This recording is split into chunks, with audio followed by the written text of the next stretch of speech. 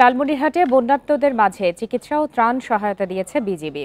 সকালে 61 বিজিবি ব্যাটালিয়নের পক্ষ থেকে তিস্তা এলাকায় দোয়ানী উচ্চ বিদ্যালয় মাঠে বানভাসী মানুষের মাঝে এসব সহায়তা ও চিকিৎসা সেবা প্রদান করা হয়। এতে প্রধান অতিথি হিসাবে উপস্থিত ছিলেন 61 বিজিবির অধিনায়ক লেফটেন্যান্ট কর্নেল শেখ মুসাহিদ মাসুম।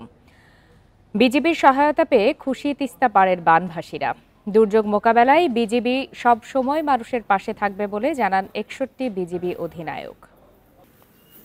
পরিবারগুলো আমরা জানলাম যে ক্ষতিগ্রস্ত হয়েছে, তো আমাদের ক্ষুদ্র সামর্থ্যে যতটুকু পেরেছি আজকে আমরা ওনাদের একটু মানবিক সহায়তা করার জন্য কিছু খাবার, শুকনো খাদ্যদ্রব্য আমরা দিচ্ছি, আর একই সাথে আমাদের ডাক্তারের মাধ্যমে কিছু চিকিৎসা সেবা দিচ্ছি।